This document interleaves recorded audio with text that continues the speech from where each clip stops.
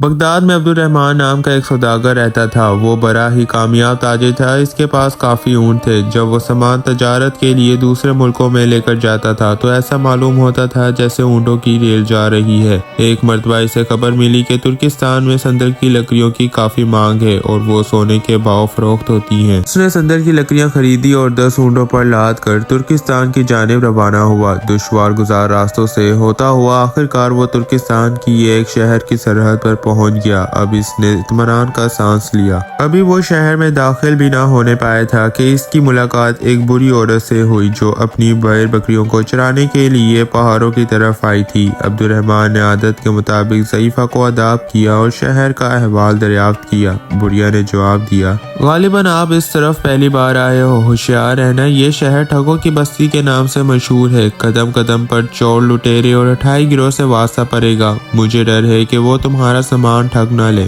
ये सुनकर अब्दुर्रहमान बहुत ज्यादा परेशान हो गया। मुसीबतों के बाद वो यहाँ तक पहुँचा था और अब वो वापस नहीं जा सकता था। ये सोच कर के बुरी औरत की अकल मारी गई है और ये कि बुढ़ापे में वो सठिया गई है जो अपने वतन के लोगों को इतना बुरा भला कह रही है। वो अल्लाह का नाम लेकर शहर में दाखिल हुआ। इसने एक तुर्की से पूछा, जनाब मैं इस शहर में अजनबी हूँ, सुना था कि यहाँ संदल की लकड़ियाँ सोने के मोल फरोख्त होती हैं, क्या आप बाजार का रास्ता दिखा सकते हैं, नवाजिश होगी। तुर्की ने ताजुब से पूछा, संदल की लकड़ियाँ? जनाब शायद आपने गलत सुना है, यहाँ तो संदल की लकड़ियाँ कसरत से पाई जाती हैं और जलाने के लिए इस्तेमाल की जाती हैं। ये कहकर तुर्की चलता बना। जाते वक्त इसने ऐसी आवाज़ मुंह से निकाली गोया सौदागर की बदकिस्मती पर अफसोस कर रहा हो। अब्दुर्रहमान ने खुद से कहा, ये आदमी ठीक ही कहता होगा, शायद किसी हासिद ने गलत इत्तला देकर मुझे नुकसान पहुँचाने की कोशिश की है। खैर अल्लाह बड़ा कारसाज है। वो एक सराय में ठहरा, लकड़ियाँ एक कमरे में मुंतकिल करवाई, ऊँटों को बांध कर दाना पानी दिया और खुद भी खाना खाकर आराम से सो गया। थकान दूर हुई तो इसने बाजार जाने का फैसला किया ताकि मजीद मालूमात हासिल कर सके। जैसे ही वो कमरे से बाहर निकला वही तुर्की इसे नजर आया जिसने अज़हार अफसोस किया था। वो अब्दुर्रहमान को अपने कमरे में ले गया जहाँ एक दूसरा आदमी चूल्हे के पास बैठा संदल की लकड़ियाँ जलाकर कुछ पका रहा था। ये देखकर अब्दुर्रहमान का दिल बैठ गया। तुर्की ने जो कुछ कहा था सच था। हकीकत में ये सफ़र उसके लिए नुकसानदेह साबित हुआ था। वक्त अलग बर्बाद हुआ। खैर तिजारत में नफा नुकसान तो होता ही रहता है, शायद इसमें भी कोई मसलियत पोशीदा होगी। तुर्की ने कहा, जनाब आप दूर दराज से तशरीफ लाए हैं, हम नहीं चाहते कि आप नामुराद वापस जाएं। संदल की लकड़ियाँ हम खरीदने को तैयार हैं। अब्दुर्रहमान की आंखें चमक उठी। नकदी तो दे नहीं सकते, हाँ लकड़ी के हम वजन आप कोई भी शय हमसे तलब कर सकते हैं। की बात सुनकर अब्दुर्रहमान दिल में सोचने लगा, ये सौदा मुनासिब रहेगा, अगर कुछ नफा नहीं तो नुकसान भी ना होगा। वो राजी हो गया। तबादले के लिए दूसरा दिन मुकर्रर हुआ। अब्दुर्रहमान बाजार की सैर को निकला ताकि मालूम कर सके कि लकड़ियों के अवज कौन सी चीज मुनासिब रहेगी। कालीन, मिट्टी के मनकश बर्तन, खुश्क मेवे और बहुत सारी चीजें देखते हुए वो गुजर रहा था कि एक शख्स इसके सामने आ खड़ा हुआ। चेहरे से वो बदमाश मालूम होता था। इसकी एक आंख पर पट्टी भी चढ़ी हुई थी, दूसरी आंख लाल अंगारा हो रही थी। इसने अब्दुर्रहमान का गिरेबान पकड़कर कहा, आखिरकार हाथ आ ही गए। इसने ये जुमला जरा बुलंद आवाज में कहा ताकि बाजार में मौजूद दूसरे लोग भी सुन सकें। तुमने ही मेरी आंख जख्मी की थी। अब्दुर्रहमान ने बोला, तमीज से बात कीजिए जनाब, मैंने पहले कभी आपको नहीं देखा। मगर आदमी तो वो बदमाश था, इसलिए उसने चीखना चिल्लाना शुरू कर दिया। भीड़ जमा हो गई, लिहाजा अब्दुर्रहमान ने कहा कि वो अजनबी है और किसी को नहीं जानता। मगर लोगों ने बदमाश का ही साथ दिया और अब्दुर्रहमान की तरफ देखने लगे। इतना ही नहीं बल्कि इनमें से तो एक चौड़े माथे वाले ने तो खंजर निकाल कर अब्दुर्रहमान की गर्दन पर नोक चुबाते हुए करख्त आवाज में बोला, मेरे भाई की आंख के एवज तुम्हें भी अपनी आंख देनी होगी। अब तो अब्दुर्रहमान थर थर कांपने लगा। वो बदमाश और खूनियों में इस तरह घिरा हुआ था जैसे भेड़ियों के गोल में बकरी। मजमे में कोई भी ऐसा ना था जो इसकी हिमायत करता हो। ये सूरत हाल देख कर इसने इल्तिजा की, देखिए साहिबान, आपका हुक्म सर आंखों पर। मैं अपना असासा देने को तैयार हूँ, मगर मेरी रोशनी मुझसे मत छीनिए। लेकिन बदमाश ने कहा, मुझे तो आँख ही चाहिए, तभी इंतकाम की आग सर्द होगी। ये मेरा आखिरी फैसला है। मगर दूसरों के समझाने पर वो इस बात पर राजी हुआ कि वो आँख के बदले आँख या ताजिर का तमाम असासा लेकर इसे छोड़ देगा। अब्दुर्रहमान ने इसे सराय का पता बता दिया और दूसरे दिन आने के लिए कहा। अब्दुर्रहमान अब बाजार की मजीद सैर नहीं करना चाहता था। उसने ही मन में कहा कि बहुत हो चुकी सैर, अगर यूं ही बदमाश मिलते रहे तो आंख के बदले जान भी जा सकती है। शायद बुरी औरत ने सच ही कहा था कि ये ठगों की बस्ती है। वो सराय की तरफ रवाना हुआ। एक चौराहे के करीब 4 आदमी ताश खेल रहे थे। एक ने आगे बढ़कर अब्दुर्रहमान से इस अंदाज से गुफ्तगू शुरू कर दी गोया वो इसका लंगोटिया यार हो और इसे ताश खेलने पर मजबूर किया। अब्दुर्रहमान ने एहतजाज किया, मगर ताश खेलने वाले तो पक्के जवारी थे। उन्होंने कहा, अरे भाई डरो नहीं, बिल्कुल आसान खेल है, तुम हमारी सारी दौलत जीत सकते हो। अब्दुर्रहमान ने लाख इनकार किया। अभी अभी तो वो बदमाश के चुंगल से आज़ाद हुआ था, मगर अब ये नई मुसीबत आ खड़ी हुई। उन पक्के जवारियों के बार बार असरा करने पर उसने उनके साथ ताश खेलना शुरू कर दिया। वो बहुत ज्यादा परेशान था, जिसकी सूरत हाल ये निकली कि वो बार बार हारता गया। न सिर्फ जेब की रकम बल्कि जवारियों ने कुछ ऐसा हिसाब लगाया कि अब्दुर्रहमान काफी मकरूज हो गया। इसने फिर एहतजाज किया, मगर एक जवारी ने गुस्से के आलम में इसका गिरेबान पकड़ लिया और गुस्सेली आवाज में कहा, हमारा कर्ज अदा करने के लिए जो कुछ माल रखा है वो हमें दे दो, या फिर समुंदर का सारा पानी तुम्हें पीना होगा। परेशान अब्दुर्रहमान 4 के मुकाबले में अकेली जान क्या करता।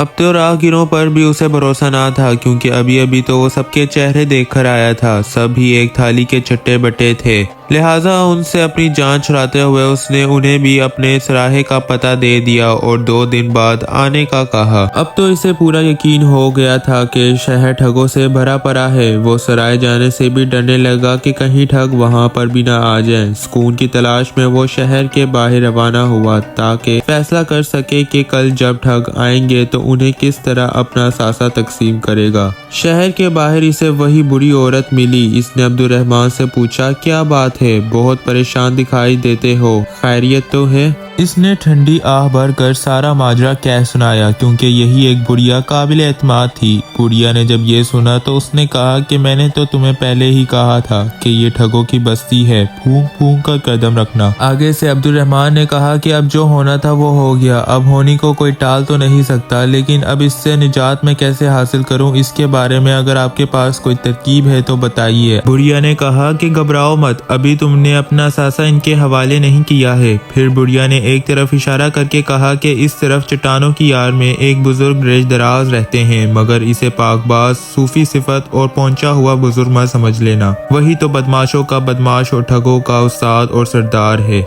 इसके चेले दिन भर भोले भाले अवाम और मुसाफिरों को लूटते सताते रहते हैं। शाम को दिन भर की कारगुजारी सुनाते हैं। वहां जाओ, शायद तुम्हारी परेशानियों का हल मिल जाए। अब्दुर्रहमान ने बुढ़िया को फरिश्ता रहमत समझा और शुक्रिया अदा करके चट्टानों की तरफ छुपता छुपता रवाना हुआ। शाम हो रही थी, अंधेरा फैल रहा था, इसलिए इसे देख लिए जाने का खतरा ना था। आखिरकार इसे एक बड़ा सा चट्टान दिखा जिस पर लंबी दाढ़ी वाला एक शख्स बैठा हुआ था। अब्दुर्रहमान दबे पांव एक बड़ी सी चट्टान के पीछे जा छुपा। यहाँ से वो सरदार को देख भी पा रहा था और उसकी बातें भी सुन पा रहा था। वहाँ उस्ताद के चेले भी मौजूद थे जिन्होंने अब्दुर्रहमान को ठगने की कोशिश की थी। उनमें से एक ने बोला कि लकड़ियों के हम वजन कोई भी शय तबादले में देना तय हुआ है। आगे से सरदार ने बोला कि बड़े बेवकूफ हो, फर्ज करो इसने लकड़ियों के हम वजन मक्खियां तलब कर ली, तो बताओ क्या करोगे? जैसे ही ये तुर्की ने सुना उसने कहा, हाँ उस्ताद ये तो हो सकता है, मगर मुझको यकीन है कि इस बुद्धू की अकल में ये बात हरगिज ना आएगी। इसने सर खुजाते हुए कहा। अब एक और चश्म नमूदार हुआ, बड़े फख्र से कहने लगा, मगर वो ताजिर मुझसे बचकर नहीं जा सकता। मैंने तो इस पर इल्जाम लगाया है कि इसने मेरी आंख जाया की है, लिहाजा आंख के बस आंख दे या फिर अपना सासा मेरे हवाले कर दे, फैसला कल होगा। آگے سے سردار نے بولا کہ تمہاری کھوپڑی میں دماغ ہے کہ نہیں؟ اگر وہ تاجر مطالبہ کرے کہ تم اپنی دوسری آنکھ اسے دے دو تاکہ وہ اسے ناپ کر تمہیں اس کے ہم وزن آنکھ کاٹ کر دے دے تو تم کیا ایسا کرو گے؟ دونوں آنکھوں سے محروم نہ ہو جاؤ گے؟ اب چاروں جواری سامنے آئے۔ ان میں سے ایک نے کہا، استاد ہم نے اس تاجر کے گرد ایسا جال بچھایا ہے کہ وہ ہم سے بچ کر نہیں جا سکتا۔ اگر ہمارے دونوں بھائی اپنی چال میں ناکام ہوتے ہیں تب بھی ہم اس سے سارا مال ٹھگ لیں گے۔ آگے سے سردار نے بولا کہ اب کچھ کہہ بھی دو کہ کیا کر کے آئے ہو، کون سا تیر مارا ہے تم لوگوں نے؟ جواری نے اپنی کہانی سنا کر کہا، اب وہ سمندر کا پانی پی لے یا اپنا سارا مال ہمارے حوالے کر دے۔ سردار نے آگے سے بولا کہ تم سب نمبری بے وقوف ہو۔ اگر تاجر نے مطالبہ کیا کہ سمندر اٹھا کر اس کے پاس لے آؤ تو وہ سمندر کا سارا پانی پی لے تو کیا تم ایسا کرو گے؟ جب یہ ساری باتیں عبد الرحمن نے سن لی تو اس نے وہاں زیادہ دیر ٹھہرنا مناسب نہ سمجھا اور خاموشی سے سرائے کی جانب چلا گیا۔ اب وہ ٹھگوں سے نپٹنے کے لیے بالکل تیار تھا۔ دوسری صبح ٹھگ تاجر کا انتظار کر رہے تھے اور وہ بہت زیادہ خوش تھے، لیکن ان کی یہ خوشی غمی میں تبدیل ہو گئی جب انہوں نے عبد الرحمن کے ہمراہ ترکی پاشا کے سپاہیوں کو دیکھا۔ عبد الرحمن نے پہلے ٹھگ کو بلا کر کہا، ہاں تو صاحب، کل آپ نے کہا تھا کہ سندل کی لکڑیوں کے عوض وہ شے دو گے جو میں طلب کروں گا۔ مجھے 10 اونٹ بھر کر مکھیاں چاہیے تاکہ اپنے ملک کے لوگوں کے لیے یہاں کی سوغات لے جاؤں۔ آگے سے پہلے ٹھگ نے کہا، بھلا ان مکھیوں کا کیا کرو گے؟ کچھ بھی کروں گا، شرط یہ تھی کہ جو بھی طلب کروں گا وہ شے ملے گی۔ تو صاحب مجھے اب اتنی مکھیاں لا دو، اگر نہیں لا سکتے تو پھر اس کی قیمت سونے میں ادا کر دو۔ پہلے ٹھگ نے سپاہیوں کی جانب دیکھا اور مجبوراً اسے سندل کی لکڑیوں کے عوض سونا دینا پڑا۔ اب عبد الرحمن نے دوسرے تاجر کو بلایا جس نے آنکھ کے بدلے آنکھ یا سندل کی لکڑیوں کا مطالبہ کیا تھا۔ جب وہ وہاں پر آیا تو عبد الرحمن نے مسکرا کر کہا، تو جناب آپ کو آنکھ کے بدلے آنکھ چاہیے تھی، کتنی بڑی تھی آپ کی آنکھ؟